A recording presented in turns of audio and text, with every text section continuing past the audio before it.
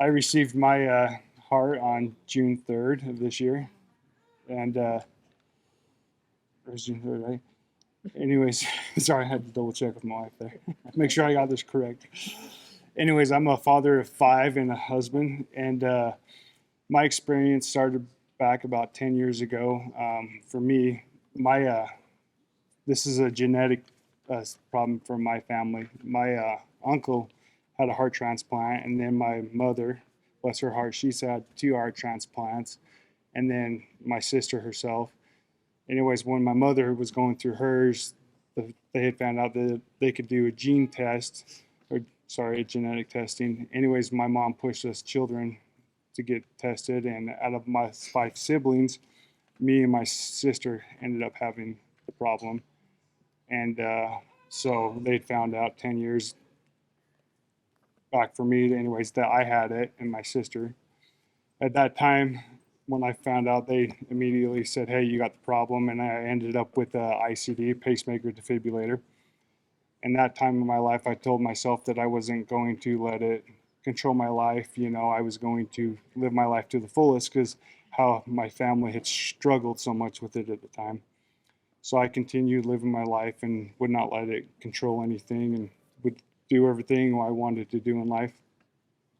Moving forward, 10 years later, I had to make the decision to have this done.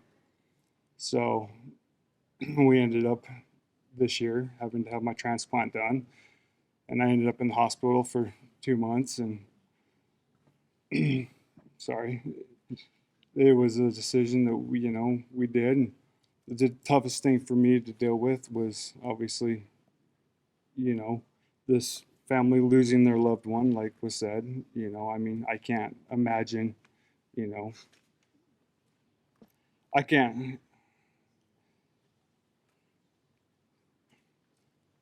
I can't accept someone dying for me to live, because how do you take that, that's just, I would rather die myself than have someone give their life for me. But I am more than grateful as a father of five children to have a second chance from now be able to raise my children and be there for them and my wife. And there's this donor program that you can do that. It's amazing what they can do here for you.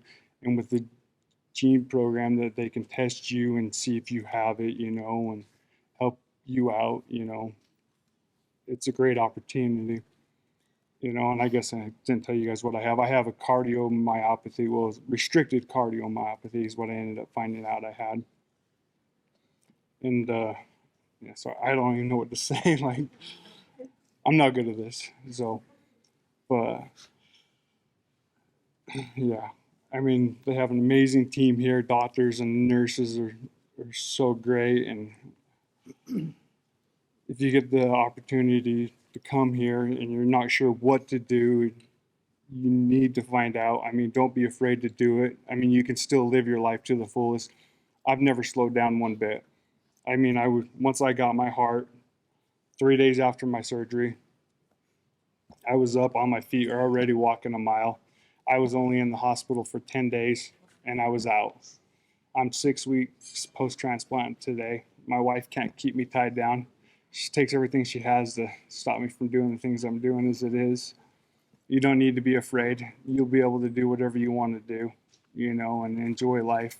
All you got to do is just keep your mind set on the goals, what you want to do, you know. It's just look at the big picture, you got plenty to live for, you know. And to the donor families, don't be afraid to help out the other people. Look at the lives you're going to help out, the other families, the children, families get a raise, we appreciate it. We truly do. I know my wife does and my children do.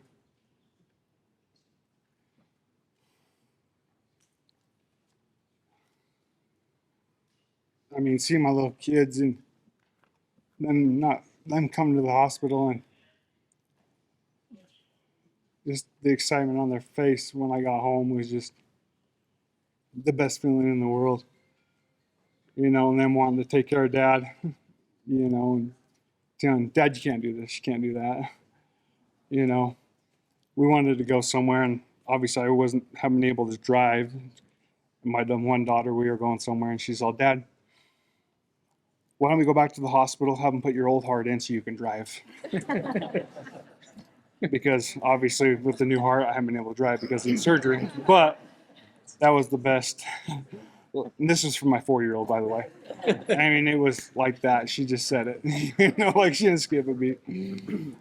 But anyways, sorry, I don't know what to say. And I just want to tell everybody thank you so much. I mean, there's the best doctors here, and the staff is amazing. I mean, I love everybody that I've dealt with, and I was a little rough on some of them. You trust me, I left an impression. But thank you to everybody and to the donor family I've never met, and they mean the world to me. And I know it was a tough decision for them to make, but they blessed many lives for me to be here, and it will not be wasted, I promise you. I mean, I've already put it to good use. Ask my wife, I'm keeping her on her toes. So, thank you so much.